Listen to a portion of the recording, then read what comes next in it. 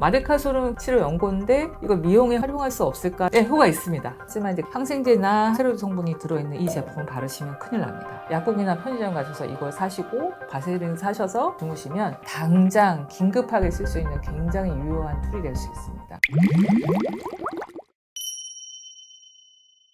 리들샷은 이제 이렇게 보면 우리 피부과에 와서 치료를 할 때도 피부에 어떤 좀 자극과 손상을 줘서 그 자극과 손상으로부터 회복되는 기전으로 피부의 어떤 항노화, 피부의 재생 이런 거를 유도하는 그런 치료법들이 많이 있거든요. 거기서 착안한 거죠. 살짝의 이제 표피의 자극을 줌으로 인해서 그 자극을 회복하는 과정에서 이제 콜라겐 합성도 촉진되고 피부 장벽도 생성도 촉진되고 하는 것으로 해서 좋은 피부로 이제 거듭날 수 있다라는 건데 이론적으로 또 의의가 있습니다. 근데 이제 내 피부가 어떤 상태인지도 모르고 저는 사실 피부가 좀 민감한 편이거든요. 저 같은 사람은 리들샷 하면 난리 납니다. 나의 피부가 어떤 조그만 자극에도 굉장히 좀 예민하게 반응을 하고 손상이 좀 많으신 분이라면 리들샷을 좀 피하시는 게 좋고요. 피부가 대체로 건강하고 뭐 튼튼하고 피부 장벽도 뭐 두텁고 이러신 분들은 오히려 하면은 이제 그 재생 과정이 더 촉진되면서 더 맑고 촉촉한 피부가 생길 수도 있다고 생각합니다. 그래서 그건 좀 케바케적인 얘기라서 많은 분들이 다 열광하실 그런 수단은 아니다. 그리고 더 조심해서 사용하셔야 된다라는 말씀을 드리고 싶네요. 흔히들 이제 건성, 지성, 복합성 이렇게 나누시죠. 사실 그게 틀린 분류인데 혹시 아시나요? 건성이 피지가 없기 때문에 건성이고 지성은 피지가 많기 때문에 지성 이런 개념은 아니고요. 건성 중에서도 피지가 부족한 건성이 있고요. 피지가 많은 건성도 있습니다. 피지가 부족하니까 당연히 피부 장벽 기능이 약해지면서 피부에 이제 기름막이 없어지면서 피부는 건조해지기 쉬운 거고요. 피지가 많은 경우에도 피지가 너무 많아도 피지가 모공 안에 갇히기가 쉽고 피지가 모공 안에 갇히면 피부 장벽을 구성하는 그 피지층의 손상을 보기 때문에 이른바 수부지라고 하는 수분 부족 지성형이라고 하는 피부의 건조함이 초래될 수 있습니다. 그래서 건조한 피부 안에 진짜 피지가 부족한 형과 피지가 많은 지성 피부가 있다고 수부지가 있다고 보시면 되시고요. 그 외에 촉촉한 피부는 다시 분류할 필요가 없겠죠. 그래서 건조한 피부 안에 진짜로 피지 부족형 또 피지 과다형 이렇게 있다고 보시면 되시고 그럼 그 건조함을 극복하기 위해 두 타입의 관리는 어떻게 해야 되냐 피지가 부족한 형은 함습제를 잘 바르시고 유분이 많은 밀폐제를 발라주시면 됩니다. 그래서 함습제는 피지가 많은 형이나 적은 형이나 차별이 없습니다. 수분을 머금어주는 제형이기 때문에 근데 여기다가 밀폐제를 발라주실 때 피지가 많이 부족한 형은 유분이 많은 크림 쪽 영양크림이나 오일 쪽을 선택해 주시면 되겠고 피지가 많은 건조형은 피지가 적은수록 수분크림 제형으로 해서 좀 자주 도포를 해주시는 것이 좋습니다. 네, 효과 있습니다. 효과 있어요. 마데카솔은 굉장히 이제 상처가 났을 때 우리가 상처 회복을 위해서 바르는 치료 크림이잖아요. 치료 연고잖아요. 치료 연고인데 이걸 미용에 활용할 수 없을까라고 생각한 차관점은 저는 상당히 기발하다고 생각을 하거든요. 근데 저는 이제 전문가니까 이제 분석을 해야 되겠죠. 성분 함량, 뭐 구성 이런 거, 효율 이런 걸 생각을 해야 되겠는데 마데카솔에 혹시 5가지 제형이 있는 거 아시나요? 마데카솔은 제가 여기 다 준비를 해왔는데요. 여기 마데카솔 분말, 이건 가루형입니다. 마데카솔 분말이 있겠고요. 그 다음에 조금 바르기가 꾸덕꾸덕함이 좀 덜한 겔 타입이 있습니다. 마데카솔 겔. 그 다음에 이거는 마데카솔 연고, 마데카솔 케어라는 제품이 있고요. 그 다음에 이건 복합 마데카솔. 이렇게 5가지가 있습니다. 자, 이 중에서 그러면 바르면 안 되는 게 있어요. 모르고 바르시면 큰일 나는 게 있습니다. 어떤 걸까요? 이 2가지는 안 됩니다.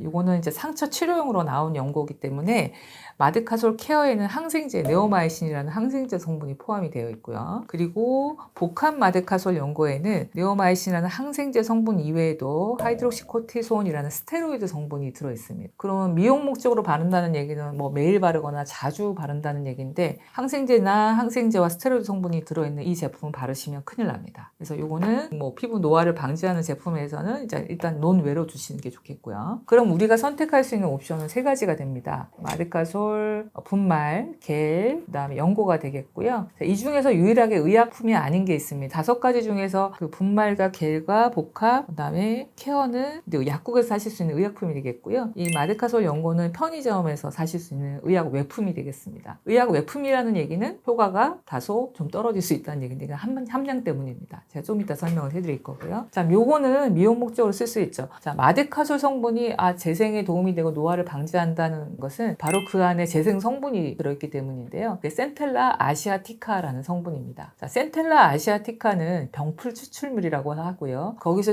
유래된 성분을 저희가 마데카솔로 만들어서 이렇게 치료 연고로 쓰고 있는데, 이 센텔라 아시아티카라는 피부 재생 염증을 완화시키는 성분이 결국은 피부의 염증도 개선시키고 피부 노화도 방지할 수 있다는 원리 때문에 지금 미용의 이슈로 이제 화두가 되고 있고요. 그러면은 센텔라 아시아티카가 들어있는 이 세 가지 성분 중에서 항생제나 스테로이드가 들어가지 않는 세 가지 제형 중에서 어떤 걸 써볼 수 있을까요? 일단 분말을 이렇게 보시면 진짜 제형이 완전히 분말입니다. 그래서 발랐을 때 가루로 되어 있어요. 여기에는 센텔라 아시아티카가 20mg이 포함이 되어 있고요. 1g 전체에 20mg 포함이 되어 있고, 상처에서 진물 같은 걸 흡수하려고 만든 가루 제형이라서 피부에 흡수가 되지 않습니다. 탈크라는 성분이 들어있기 때문에 분말로 되어 있어서 피부에 흡수가 되지 않기 때문에 이거는 미용으로 사용하기에는 조금 제한점이 있겠죠. 그래서 이거 제외하고요. 그 다음에 이제 그렇다면 우리한테 남는 옵션은 마데카솔 겔과 연고가 되겠습니다. 마데카솔 겔에는 센텔라 아시아티카 성분이 20mg 포함이 되어 있고, 그 다음에 의약 외품으로 되어 있는 마데카솔 연고에는 10mg이 포함이 되어 있고요. 이 두 가지는 바를 수가 있는데, 얘는 조금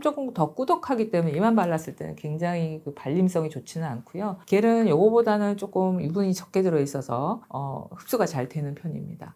두 가지를 선택하면 되겠죠. 근데 왜 제가 바르지 않을까요? 센텔라 아시아티카라는 성분이 피부 재생과 피부 염증 완화에 도움이 되는 유효 성분입니다. 네, 그런데 마데카솔이 관심을 끈 이유는 가성비 때문입니다. 일반 화장품을 사면 2만원, 3만원, 5만원 하는 재생크림들이 이걸 사면 여기 보시면 가격이 써있는데 8,000원 돼 있네요. 그죠? 요거 8,000원, 요것도 한 8,000원 정도입니다. 그래서 요걸 사면 7, 8,000원에 내 피부를 살릴 수 있는 게 아닌가 생각해서 그런 경우가 많은데요. 실제적으로 그때 요거 꺼내보시면 그람 수가 10g 정도거든요. 제가 한번 꺼내볼게요.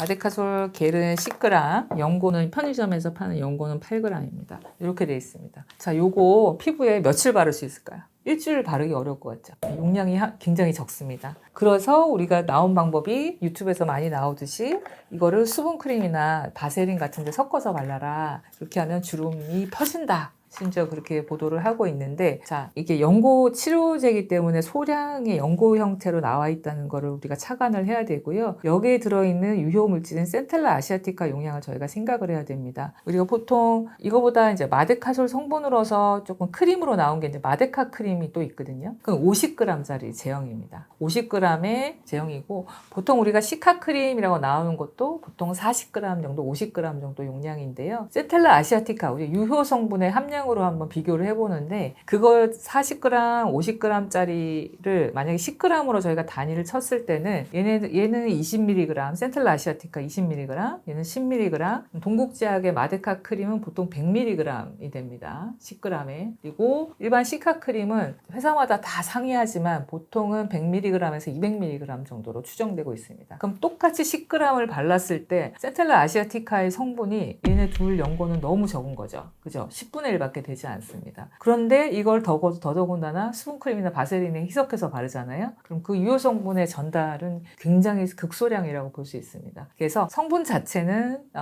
센텔라 아시아티카라는 재생 성분이 많지만 제형이 너무 소량이고, 그 소량 내에서의 센텔라 아시아티카 용량도 굉장히 낮습니다. 그리고 이것을 또 섞어 바르는 번거로움도 있고요. 그래서 만약에 마데카솔, 센텔라 아시아티카 성분의 재생 연고를 바르고 싶으시다면 차라리 마데카솔 크림이나 아니면 다른 시카 크림 정도를 바르시는 게 비용 효과 면에서도 우수하다고 볼 수 있습니다. 약국이나 편의점 가셔서 이걸 사시고 바세린 사셔서 이걸 도포하시고 바세린을 바르시고 주무시면 당장 긴급하게 쓸 수 있는 굉장히 유효한 툴이 될 수 있습니다. 저는 그런 목적으로는 활용하실 수 있는데, 미용 목적으로 피부의 노화나 주름을 완화하는 데는 용량 함량이 너무 적다, 이렇게 결론을 내리고 싶습니다. 근데 미용 목적이라면 이제 국소 부위가 아니기 때문에 이것만 바르시면 아마 한 통 다 쓰실 수도 있어요. 그래서 가성비가 안 된다는 거고요. 그래서 다른 크림에 좀 섞어서 바르시거나 하실 수는 있겠습니다.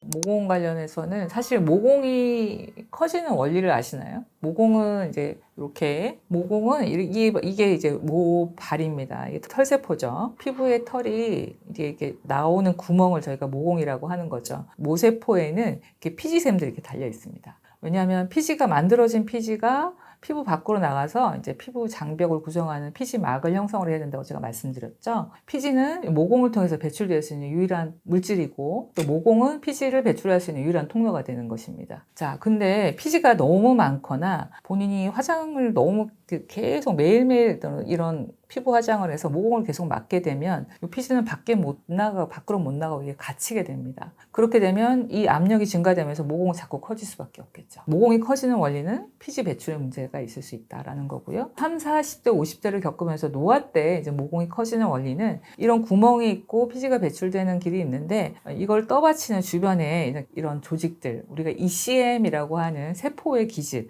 즉 콜라겐이라는 성분이 계속 나이가 들면서 줄어들므로 인해서 이 지지가 되지 않는, 그래서 주변에 이런 걸 타이트하게 딱 구멍을 쪼아줄 수 있는 지지 구조가 떨어지기 때문에 그래서 모공이 커져 확장되는 개념이죠. 한 가지는 피지 문제, 한 가지는 이제 콜라겐 소실이라는 노화의 문제 때문에 모공이 커지는 거거든요. 어떤 문제냐에 따라서 모공의 해결 방법은 다르게 되겠는데 어쨌든 피지든 아니면 피부의 노화든 간에 모공이 커지는 것을 막을 수 있는 집에서 이제 홈케어라면 일단 제품으로선 레티노이드 제품을 추천드리고요. 레티노이드 제품은 이제 비타민 A의 유도체 성분인데 대표적으로 피지 조절을 조금 억제하는 기능도 있고요. 그 다음에 우리 각질이 이제 표피에서부터 쭉 형성이 돼서 각질이 이제 계속 탈락되는 각질 턴오버라고 하는 과정을 거치게 돼 있는데 그 과정을 좀 진행을 빨리 함으로 인해서 피부 결을 좀 빨리 매끈하게 만들어주고 그리고 콜라겐 합성도 증가시켜주는 그런 기능이 있습니다. 그래서 케어 제품으로서 모공에 적합한 제품은 레티노이드 계열이 되겠고요. 그다음에 두 번째는 이제 모공이 자꾸 커지는 원인은 자외선을 얘기하지 않을 수 없습니다. 자외선에 계속 노출이 되시면 피지 분비는 더 왕성해지고 그 다음에 주변의 콜라겐 조직은 계속 녹기 때문에 모공은 자꾸 커질 수밖에 없거든요. 그래서 자외선 차단제를 하루에 2번, 3번 정도는 꼭꼭 실내에서도 발라주시라라는 것이 모공 케어의 또 핵심이 되겠고요. 그리고 아까 보습 얘기했는데 건조하면 우리 피부는 그 건조함을 막으려고 피지를 더 많이 분비하게 됩니다. 더 많은 피지는 너무 나가려다가 더 막힐 수가 있겠고요. 그리고 건조하게 되면 콜라겐이 녹고 각질 형성 세포나 섬유아 세포의 기능을 떨어뜨리기 때문에 피부의 구조는 이제 느슨해지고 손상이 올 수밖에 없습니다. 그래서 보습을 잘 해주시는 거 추천드리고 또 우리 각질 모공팩 같은 거 있죠. 피로프 타입이라고 해서 이렇게 발랐다가 이렇게 떼내는 거 그런 것들은 피부 장벽을 오히려 떼내는 거기 때문에 그런 걸 하게 되면 오히려 모공이 더 커질 수가 있습니다. 그리고 찬물, 더운 오히려 모공을 줄인다고 하는 그런 온도조차도 오히려 피부 손상과 모공을 더 확장시키고 더 민감하게 만드는 잘못된 방법일 수 있으니까 그런 거 좀 피하시면 좋겠습니다. 그 샤워를 이게 세안하고 머리 감고 샤워하는 우리 저녁에 하시는 그런 과정을 이렇게 조금 피곤하고 노곤하고 하니까 좀 길게 하시는 분들이 있으세요. 또 심지어 반신욕 하시는 분들이 있고 몸을 담그고 뜨거운데 담그는 걸 좋아하시는 분들이 있는데 모공에는 아주 극약입니다. 그래서 샤워하고 샴푸하고 세안하고 나오시는 시간을 저는 10분 안으로 좀 하시라고 많이 말씀을 드리거든요. 특히 모공 있고 피부 붉어지고 예민하신 분들은 절대 그 뜨거운 환경에서 뜨겁고 습한 환경에 오래 노출되지 않도록 조심하셔야 됩니다. 피지가 좀 많고 수부지에 해당하시는 분들은 유분기가 적은 수분 크림 그리고 피지 분비가 적어서 건조하신 분들은 유분기가 많은 크림, 영양 크림이나 오일 계열, 오일이 많이 함유된 그런 제품들을 발라주시면 되겠습니다. 저녁 때 세안할 때 바르셨더라도 자기 전에 꼭 한 번 더 바르시는 거 잊지 마시고요. 사실 나 피부 건조해 요새 건조야 이렇게 하시는 분들 중에 제일 흔한 유형은 세안이 잘못돼서 그런 경우가 많습니다. 자, 제가 아까 우물물하고 이제 피부를 비유를 했었죠. 우물물은 아무리 잘 공급이 돼도 뚜껑이 덮이지가 않으면 다 증발돼서 없어집니다. 피부에 있는 수분도 진피에도 한 70%, 표피에도 한 40~50%는 수분으로 구성이 되는데 이 수분을 가두는 역할을 하는 것이 바로 피부 장벽입니다. 피부 장벽은 이제 표피층에서 만들어낸 이제 각질층, 표피층 밑쪽의 각질층과 이제 배출된 피지가 형성하는 피지층이 있겠는데 그 두 개의 층을 저희가 피부 장벽이라고 표현을 하는데요. 우물의 뚜껑에 해당됩니다. 그런데 그 가장 소중한 피부 장벽을 스스로가 없애는 가장 흔한 상황이 이제 세안입니다. 잘못된 세안입니다. 자, 우리가 화장은 하는 것보다 지우는 것이 중요합니다라고 이제 캐치프레이즈를 걸면서 엄청 화장 지우는데 몰두하시는 분들이 많으세요. 근데 화장을 지우느라고 하다 보면 그 화장이 다 유분기가 있는 성분이다 보니까 그 지우는 제형도 오일이라든지 크림이라든지 이런 유분기가 많은 1차 세안제와 함께 2차 세안제도 계면 활성제의 활성도가 굉장히 높은 제품을 선호하시는 분들이 있어요. 그렇게 해서 하시게 되면 피부가 세안하고는 뽀득뽀득하면서 왠지 피부가 더 좋아지고 매끈매끈해지는 것 같거든요. 근데 그거는 피부 껍데기를 벗겨내셨기 때문에 그런 겁니다. 그러면은 당장은 그 속살이 뽀얗게 나와서 내 피부가 좋아 보이지만 실제로는 피부 장벽을 잃어버린 거기 때문에 그 다음날이 되면 더 건조해지고 붉어지고 손상과 염증이 축적되기 쉽습니다. 따라서 세안은 내가 할 수 있는 가장 최소한의 범위로 오염된 것과 화장품을 좀 지워내는 것이, 그래서 화장은 덜 지우는 것이 참 중요하다라고 저는 보통 말씀을 드리고요. 오일이 많은 제품일수록 화장을 유분기와 함께 피부 장벽을 걷어내는 능력이 더 탁월하고, 유분이 적은 제품일수록, 그래서 클렌징 젤이나 클렌징 워터 이런 계열들은 유분기를 걷어내는 능력이 조금 떨어지는 제품이기 때문에 내가 원래 피지가 많다, 그리고 그냥 좀 진한 화장을 했다, 그럴 때는 유분기가 많은 오일이나 크림 제형으로, 그 다음에 화장이 진하지 않았고 나는 피지 분비가 많지 않다 하실 때는 그냥 클렌징 밀크 로션이나 아니면 클렌징 젤 같은 걸 쓰셔도 되겠습니다. 조심하셔야 되는 게 클렌징 워터인데, 워터도 이제 솜에다 적셔서 이렇게 닦아내실 경우에는 워터 자체가 유분을 걷어내는 능력은 없지만 그 솜 자체가 물리적으로 또 피부 장벽을 걷어낼 수 있기 때문에 저는 클렌징 워터는 보통 권유하지 않는 경우가 많고요. 뭐 눈가라든지 좀 이렇게 포인트 화장을 좀 세게 해서 지워야 되는 경우에만 좀 사용을 하실 것을 권유하고 있습니다. 그리고 1차 세안제가 이제 1차 세안제가 오일이나 크림이나 뭐 젤이나 밤이나 워터 이런 게 있었다면 2차 세안제는 클렌징 폼이 되겠는데요. 낮 동안에 이제 유분도 있고 화장도 있고 뭐 먼지도 있고 이런 경우에는 1차 세안을 하신 다음에 반드시 2차 세안제 클렌징 폼도 사용을 해주셔야 됩니다. 1차 세안제는 그 오염물을 흡착하는 기능만 하고 있지 1차 세안제를 씻어내는 것은 2차 세안제 클렌징 폼입니다. 클렌징 폼을 쓰지 않으셔도 또 모공을 막고 트러블이 생기기 쉽기 때문에 클렌징 폼은 꼭 쓰시는 게 좋고요. 만약에 피부가 예민하고 민감하다면 약산성 클렌징 폼을 꼭 권유를 드리고, 그렇지 않고 나는 건강한데 피지가 좀 많다, 두껍다 이런 분들은 피지 때문에 트러블까지는 난다 하시는 분은 약 알칼리성 폼을 쓰셔도 되겠습니다. 피부 보정 능력, 우리가 이제 보정 능력이라고 하죠. 흡착력이 좋아지고 밀폐가 돼서 피부를 도자기처럼 이렇게 한꺼풀 도금처럼 해주는 그런 제품들이야말로 장시간 피부에 들러붙게 되고 피부 모공을 막아서 피지 분비를 억제하고 보습막을 깨죠. 그런 걸 바르고 중간에 보습제 바르기가 쉬울까요? 제가 아까 40대는 하루에 4번은 발라야 된다고 했는데 화장을 한 상태에서는, 이런 밀착 화장을 한 상태에서 보습제 바르기도 어렵고 자외선 차단제 바르기도 어렵습니다. 그렇게 되면 화장을 했다는 이유 자체로도 피부에는 불리할 수 있지만 2차적인 보호, 자외선 차단이나 피부 건조를 막을 수 있는 여러 가지 보습 행위들을 막을 수가 있어서 저는 피부 화장을 매일 하는 건 좀 찬성하는 편은 아니고요. 뭐 여자가 어떻게 화장을 안 하고 사느냐, 나 근무도 해야 되고 사람도 만나야 되는데 라고 말씀을 많이 하시는데 맞습니다. 근데 카메라 앞에서는 화장을 했거든요. 근데 평상시에는 화장을 하지는 않습니다. 어떤 눈화장이나 입술에만 포인트 화장만 하고 내 피부는 그냥 숨을 쉴 수 있게 피지 분비나 피부 장벽 기능이나 보습을 계속 유지해 줄 수 있는 환경을 주기 위해서 피부 화장은 하지 않습니다. 그럼 지금 내 결점들, 나 여기 기미도 있고 여기 색소도 있고 여기 이렇게 흉터도 있는데 이건 어떻게 해요? 라고 하신다면 그거는 병원에 오시면 비교적 굉장히 거의 말끔하게 치료가 다 가능하시기 때문에 병원에서 어떤 일정 기간은 세심한 치료를 좀 받으신 다음에 맑은 피부를 가지셔서 그 다음부터는 이렇게 보정력 있는 화장품이나 보다는 보습이나 자외선 차단에 더 신경을 써주시는 것이, 결국 우리가 80년, 90년 동안 피부를 치아 관리하는 것처럼 피부 관리도 상당히 중요합니다. 그래서 그렇게 해서 본인의 피부의 건강함을 좀 지켜주셨으면 좋겠습니다. 마사지는 저는 림프순환 정도.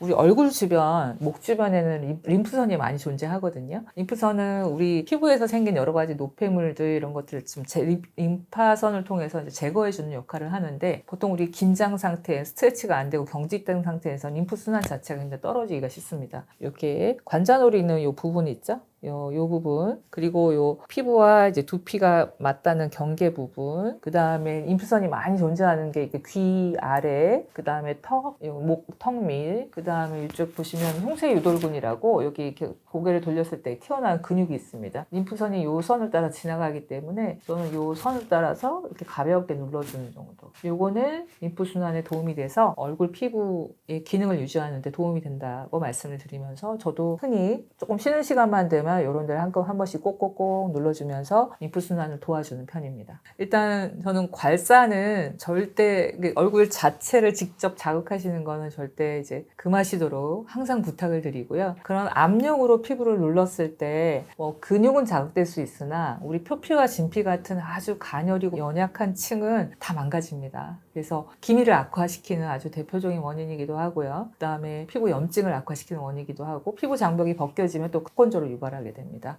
그래서 괄사는 권하지는 않는 편이고 여러 가지 집에서 할 수 있는 뭐 고주파나 요새 뭐 초음파 뭐 이런 전기로 만드는 이런 파장들의 장비가 나오고 있는데 이론적으로 도움이 될 수 있습니다. 왜냐하면 병원에서 하시는 그 비싼 시술들도 사실 원리는 고주파나 초음파이기 때문에 도움이 될 수 있죠. 하지만 이제 그 강도가 이제 병원의 장비들 뭐 1,000만 원에 해당되는 그런 장비보다는 강도가 굉장히 약하기 때문에 어떻게 해야 됩니까? 반복적으로 자주 하셔야 되죠. 강도가 약하기 때문에. 그랬을 때 또 피부를 문지르는 자극이 또 있게 되죠. 그래서 만약에 내가 피부를 문지르는 게 좋지 않은 기미를 앓고 있다거나 아니면 홍조가 있다거나 염증이 있다거나 아니면 아주 민감한 이런 피부를 가지고 계신 분한테 그런 장비 또 그 장비들에선 대체로 열이 좀 발생하거든요. 그래서 그거를 자주 수시로 쓰시는 것이 과연 피부에 득이 될지는 저는 감히 말씀드리기 좀 어려운 것 같고요. 원리 자체는 도움이 될 수 있다. 근데 문지르는 자극이 너무 많고 열이 계속 닿아야 된다는 점에서는 피부에 불리할 수 있다. 그 득과 실을 잘 따져보시고 선택하시라라는 말씀을 드릴 수밖에 없네요. 피부에 노화되면서 이렇게 표정 변화가 있는 거 혹시 아세요? 점점점 이제 무표정해지거든요. 그 무표정해지는 게 사실은 우리 먹고 살고 집중해야 될 일이 많고 이러다 보면 입을 꽉 다물고 이렇게 무표정에 딱 있으면 이렇게 입을 딱 다물고 있으면 네. 이 입꼬리 내림근 있죠. 입술의 끝선이 이렇게 아래로 처집니다. 아래로 처지면서 입을 딱 다물고 처지면서 있게 되면 팔자주름도 깊어지고요. 이 중안면부의 근육과 이 피부의 조직, 지방들이 중력도 받았는데 내가 힘으로 앙 다물면서 더 아래쪽으로 처지거든요. 그러면서 마리오네트 주름도 생기고 심부볼이라는 이런 볼살도 생기고요. 중안면의 어떤 탄력과 건강을 유지하는 게 내가 동안이다 내지는 건강하다 보이는데 굉장히 중요한 요소입니다. 그러려면 중안면을 끌어올리려면 이 입꼬리 내림근, 입을 세게 다물면 이쪽 위 근육은 쓰지를 않고 아래 근육만 쓰게 됩니다. 그래서 살짝 입을 약간 벌린 상태에서 광대승천이라고 하죠. 저도 지금 거울을 안 봐서 제가 어떤 표정인지 모르겠는데 중안면을 이렇게 끌어올릴 때 꼬리 올림근이 작동하게 됩니다. 이렇게 되면 중안면 처짐을 막을 수 있고 무표정함도 막을 수 있고 팔자주름이 깊어지는 것도 예방할 수 있거든요. 그래서 저는 이 꼬리 올림근을 강화시키는 중안면부를 항상 활성화시키고 계시라라고 말씀을 드립니다. 저는 일할 때나 뭐 작업할 때 약간 입을 하는 자세를 하고 힘을 좀 빼는 편입니다. 그리고 광대를 약간 여기를 긴장시키면 비교적 중안면부를 소멸되지 않게 처지지 않게 유지할 수 있는 팁이라고 알겠습니다. 그거는 이제 엄마가 좋아 아빠가 좋아 말하는 거랑 할머니가 좋아라고 말하는 거랑 똑같은데요. 사실 다 중요합니다. 식습관, 수면 습관, 운동 다 중요한데 사실 뭐 저는 이제 피부를 내과적 관점으로 해석하고 보는 사람으로서 한 가지만 꼽으라라고 하면 전 식생활을 꼽거든요. 일단은 식생활 안에는 이제 물 섭취 일단 포함될 것이고 피부 보습에 물 섭취 제가 우물은 그냥 절대 물이 생기는 게 아니다. 내가 먹은 물에서 물이 스며서 올라와야 된다라고 말씀을 드렸는데 물 섭취 중요하시고 그 다음에 이런 정제 탄수화물로 인해서 생기는 당독소들이 이제 피부 염증, 피부 노화를 악화시킨다는 게 너무 이제 자명하게 밝혀져 있고요. 그 다음에 그때 고온으로 이제 굽거나 튀길 때 만드는 여러 가지 화학 물질들 또한 DNA 구조 손상이나 염증을 유발할 수 있기 때문에 그런 패스트푸드 뭐 이런 음식들도 좀 피하시라고 말씀드리고 염분도 또한 피부 조직 염증을 악화시킬 수 있기 때문에 식생활을 그래도 가장 우선적으로 꼽아야 되지 않을까. 그래서 내가 만든 음식이 내 운명을 만든다라는 그런 말이 있던데 내가 먹는 음식은 내 몸 전체를 돌아다니면서 영향을 주는데 피부도 역시 그 영향을 직접적으로 받는 장기이기 때문에 식생활이 가장 중요하다라고 말씀을 드리고 그리고 식생활은 한번 형성이 되면 바꾸기가 어려워요. 내가 작년에 먹던 걸 올해는 안 먹고 내년에 또 다르게 먹고 있지 않거든요. 항상 좋아하는 패턴이나 습관들이 형성이 되면 고착화되기 때문에 식습관이 좀 중요한 것 같고요. 수면은 단기적으로는 굉장히 큰 영향을 줍니다. 내가 어제 그제 못 잤어요. 오늘 피부 상태 엉망진창이 되거든요. 근데 이런 단기적인 영향은 조금만 잘 자면 금방 회복이 됩니다. 식습관하고 조금 차이가 있겠죠. 네. 그리고 운동할 때는 특히 뭐 자외선만 차단하시고 물 섭취만 잘 해주시면 운동 자체는 전에도 말씀드린 바가 있지만 피부 콜라겐 유지나 활성산소를 감소시키거나 하는데 아주 중요한, 그리고 운동할 때 나오는 마이오카인이라는 근육에서 나오는 호르몬이 있어요. 그 호르몬 중에 인터루킨 15라는 물질이 직접적으로 피부에서 콜라겐 합성을 자극합니다. 그래서 운동도 사실 중요하고, 그래서 뭐라고 말하기 자꾸 이것저것 말하게 되는데 한 가지만 꼽으라면 그래도 식습관이 아닌지 생각합니다. 비싼 화장품이 무조건 나쁘다라고 볼 수는 없는데 그게 과연 그런 값어치가 있는가라는 생각을 하게 되고요. 내가 비싼 화장품의 특징은 뭐죠? 양이 굉장히 적고 비싸니까 아껴 쓰게 됩니다. 그죠? 그래서